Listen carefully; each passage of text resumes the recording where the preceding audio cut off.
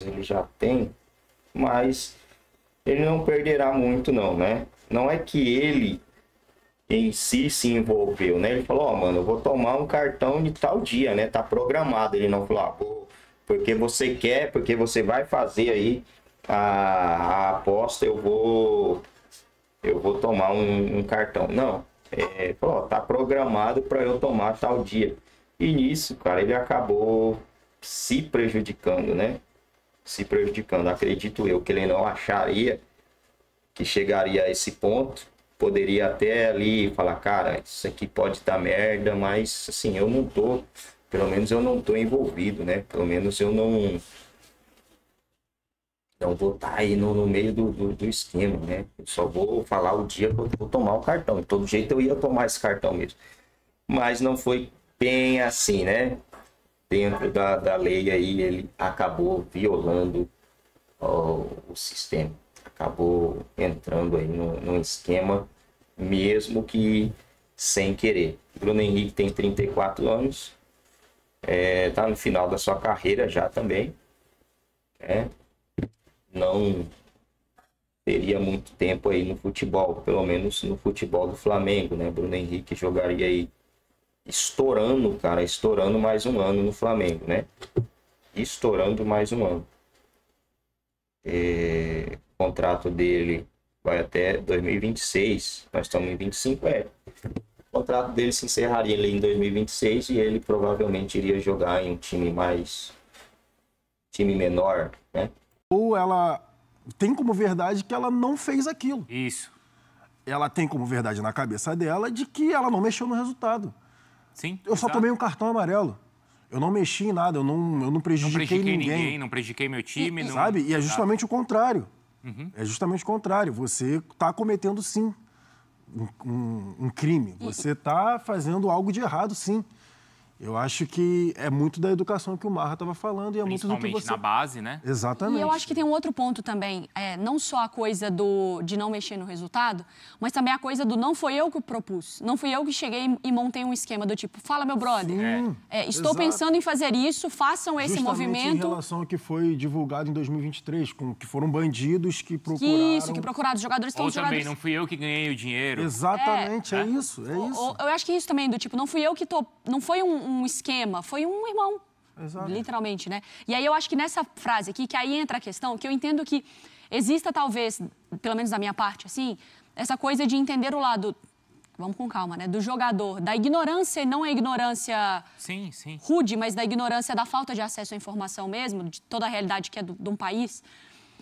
De, às vezes, o jogador não saber dar entrevista, como vocês falaram, ter dificuldade com as câmeras, de lidar e de não ter esse tipo de acesso. Eu entendo isso tudo. Mas também não tratá-lo como se fosse uma pessoa que é desprovida do universo. Sim. A partir do momento que você recebe a mensagem, boa, já vou guardar o dinheiro, investimento com sucesso, você sabe exatamente o que está acontecendo. Exatamente. Sabe o que está acontecendo, exatamente. Nessa hora, é só falar assim, irmão, não me envolve. Isso aí. Você tira o seu da reta. Entendeu? Exato. Você sabe, não é que alguém tá te ludibriando e fala, caraca, era isso. Era isso que a pessoa queria. É o que o Jailson falou, não é vítima da história. Não é, sabe o que está acontecendo. Ele pode não ser a pessoa, e aí, claro, vai aguardar as investigações, Claro. mas a gente não está falando de um arquiteto de um esquema que movimenta o futebol brasileiro. E eu São também várias perguntei formas. da postura dos clubes, porque é claro que não é papel do clube julgar, como não é a nossa aqui. Mas em outras modalidades esportivas, em casos semelhantes, por contrato já é o seguinte, está automaticamente afastado, isso se não está automaticamente com o contrato rescindido, só pelo fato de estar sendo investigado. No futebol ainda não acontece assim, mas em outras modalidades esportivas os casos são até mais rígidos. E para casos, às vezes, até piores, o futebol brasileiro permite que siga, quer dizer, piores, né? Outros tipos de violência que permita, e aí só depois tomam uma decisão muito mais por pressão social. Ô, Jufo, falando de tudo isso, falando diretamente também sobre polícia, agora a gente vai para o campo e bola, porque, querendo ou não, o Flamengo entra em campo também na rodada do Campeonato Brasileiro. Hoje o Flamengo joga contra o Juventude no Maracanã, às 9h30. Bruno Henrique está entre os relacionados para essa partida. O Flamengo não se posicionou oficialmente se ele vai ser cortado ou não. Ele segue na lista e vai ficar à disposição do técnico Felipe Luiz, muito provavelmente entre os titulares. Mas alguns outros do 11 ideal do Flamengo devem ser poupados essa noite contra o Juventude, que é o caso do lateral Wesley, que também vem de uma sequência de jogos, o zagueiro Léo Pereira, que também está muito desgastado, ele deixou o jogo contra o Grêmio mancando, muito cansado de uma sequência pesada do Flamengo. A gente lembra que o Léo Pereira e o Léo Ortiz vem jogando numa toada sempre os dois, até porque o Danilo estava afastado com uma lesão muscular e deve voltar essa noite na vaga do Léo Pereira. Na esquerda, o Alexandro também pode ganhar um descanso, começar no banco de reservas, e o Ayrton Lucas deve ficar com a vaga no time titular. No meio-campo, De La Cruz, que tem sido uma grande notícia nesse ano de 2025, parece ter superado os problemas físicos que seguiram ele em 2024. Ele estava numa sequência de 8 jogos como titular, agora deve ficar no banco. Felipe Luiz deve dar um descanso para ele também. O Alan deve entrar nessa equipe no Flamengo. E no ataque, o Cebolinha entra na vaga do Michael, também vai descansar aí o Felipe Luiz, administrando esses minutos do Flamengo nessa temporada, muito importante, até porque depois desse jogo contra o Juventude tem um clássico sempre difícil contra o Vasco, uma viagem muito desgastante até o Equador, na altitude de Quito, para encarar a LDU, um jogo decisivo pela Libertadores, depois dessa derrota contra o Central Córdoba em casa.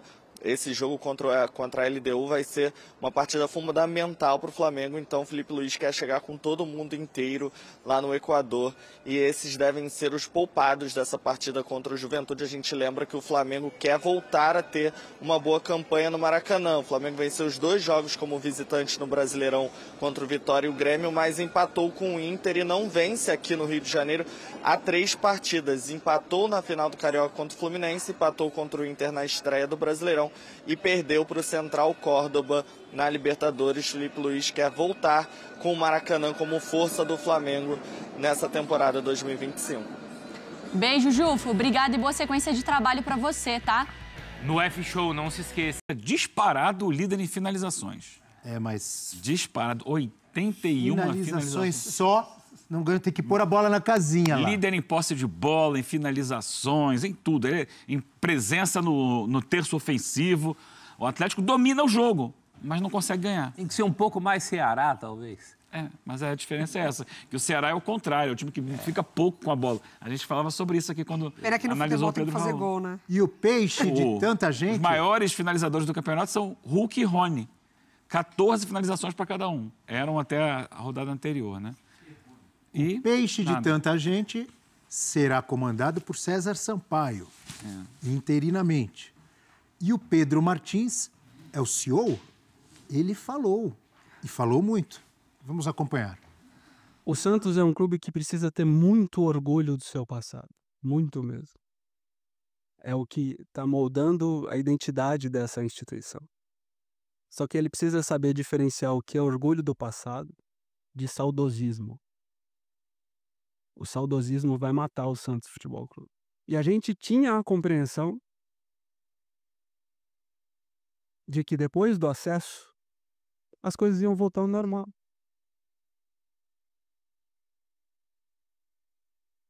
Para que a gente consiga fazer o Santos campeão, a gente precisa entender o que fez com que o Santos... Por que o Santos caiu de divisão e o que aconteceu com essa instituição.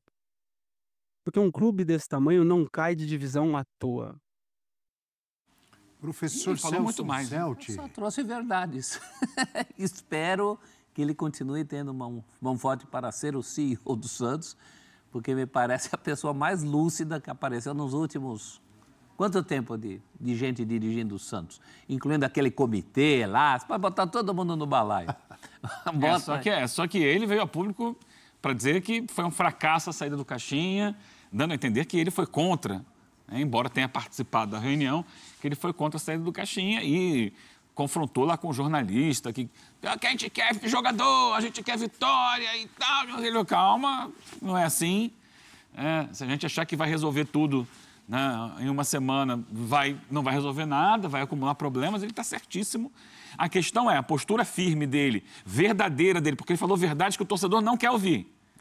Será que essa postura vai fazer com que ele fique no cargo por muito tempo? Então, mas para isso ele é um CEO. A gente não vive cobrando mais profissionalismo e menos...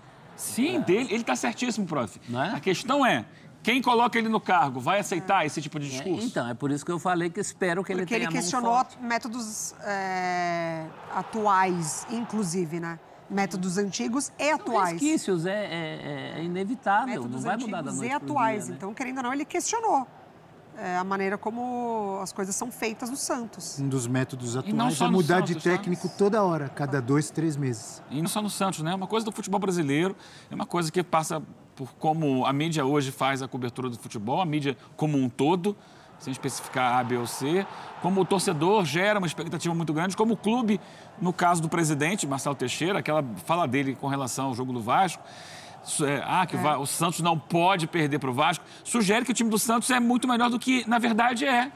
E, na verdade, o time do Santos não é isso tudo. Vai ser um campeonato difícil, vai ser um campeonato de sofrimentos, em que o Santos precisa tentar se manter com tranquilidade na primeira divisão, porque é o desafio de quem sobe. O Santos não tem um grande elenco, não tem dos melhores elencos. Tem o Neymar. Vamos ver o que o Neymar vai conseguir contribuir com isso. Só que o Neymar não é zagueiro, não é lateral, não é volante. E não joga sempre. E joga tem Está longe de ser o Neymar que até todo aqui mundo jogou conhece. pouco. A gente não sabe o que vai ser. Mas até aqui contribuiu muito pouco no Campeonato Brasileiro. Está no início ainda. Mas se você não tiver o pé no chão, eu falava sobre isso aqui ontem. Se você achar que vai chegar no campeonato para fazer acontecer com a realidade de hoje do Santos, você está enganando a torcida. E o que você não pode fazer é enganar a torcida, criar expectativa, gerar sonhos. Não, a realidade é, peraí, vamos tentar ficar na primeira divisão, vamos dar um passo de cada vez para poder voltar a conquistar título. Se quiser resolver tudo numa semana, vai voltar para a Série B. Essa é a questão. Nesse momento, eu preciso de uma proposta consistente de trabalho. Né? Seja com o Sampaoli, seja sem Sampaoli, seja com o Papai Noel, com o Coelhinho da Páscoa. Alguém tem que segurar na mão de Deus e ir ali. Não à toa. Tite, Dorival e Sampaoli já rejeitaram. Claro, eu rejeitaria. Né? Eles olham, peraí, isso aí, eles. Furada. O César Sampaio, seria tão legal, né? O César Sampaio é um cara muito do bem, a gente teve a oportunidade de conviver aqui com o César Sampaio. Poucas pessoas no meio do futebol são tão legais como o César Sampaio. E justamente por ele ser tão legal, é que eu espero que essa passagem seja breve como técnico, porque não seria o momento de se criar aí alguma expectativa. Nesse momento do Santos, com tanta cobrança, quem sabe num Santos de amanhã... Mas isso não foi nem sequer cogitado. Ele é um auxiliar lá que está... Mas sabe como é, né? O Pedro, muito consciente, muito lúcido. Quem sabe num segundo momento em que o Pedro coloque ali para o Santos todas essas ideias dele, livre desse resquício, eu acho difícil também, porque o presidente é um presidente à moda antiga. Exatamente. O presidente tem hábitos à moda antiga, para o bem e para o mal. Os discursos e as vontades. Coisas boas para o Santos, em momentos em que o Santos não tinha ninguém nem para ser presidente do Santos. Mas está na hora de ir se desvencilhando dos velhos métodos. Eu acho que foi essa a mensagem que o Pedro passou ontem. Mensagem de CEO mesmo. Essa conversa de um cara, de uma proposta profissional, de uma proposta longe do que ele chamou de saudosismo, que no Santos é muito forte. Olha, uma proposta consequente. Ele disse que quer se livrar, que o Santos tem que se livrar de velhos métodos, é isso? É isso, galera. Bruno Henrique vai ser afastado, né? Jogador de 34 anos. Ídolo aí da torcida do Mengão. Para mim, o principal jogador do Flamengo desde 2019, porque ele foi decisivo na Libertadores de 2019, foi muito decisivo no Campeonato Brasileiro. O Gabigol dependia do Bruno Henrique, né? O futebol, os anos nos mostrou isso. O Gabriel Barbosa dependia do Bruno Henrique para sobreviver, para fazer os seus gols. Agora a gente vê isso, mas o Bruno Henrique vai ser afastado do futebol, tem 34 anos. Provavelmente ele pegará um gancho aí de no mínimo 3, 4 anos. E aí, final de carreira para ele, né? Fim de game. Pode ser que ele jogaria aí mais uns 3 anos, até os 37, será? Pode até ser, mas o salário dele iria aí entre 100 a 500 mil reais. Hoje ele ganha um pouco mais de R$1 milhão no Flamengo, né, por mês. O cara ganha 12 milhas anualmente. Deve ter aí feito seu pé de meia, né? Jogadores desse nível aí tem que fazer o pé de meia dele e das futuras gerações dele. Provavelmente já deve ter feito isso aí. Hoje tem Flamengo e Juventude valendo a liderança do campeonato, né? O Flamengo vem de 3 vitórias e 1 derrota. A derrota pelo Central Córdoba pela Libertadores. Incrível como o Flamengo conseguiu perder para esse time, né? O Central Córdoba que perdeu para o Huracan, Huracan em casa. O único jogo que o Central Córdoba fez também depois do jogo do Flamengo foi esse jogo contra o Huracan, né? Nisso o Flamengo já fez... o Flamengo também fez só um jogo, tá certo. Só um jogo diante do Grêmio. Agora vamos ver como o Flamengo vai enfrentar esse tal Central Córdoba lá na Argentina, né? Acredito que dá para o Flamengo vencer os caras lá. Dá para tranquilamente vencer lá. O time é limitado, é fraco. Eles vieram para cima, acho que o Flamengo não estava esperando isso, né? Vieram para cima do Flamengo e lá na Argentina eles vão para cima também do Flamengo e vai acabar abrindo aí espaço.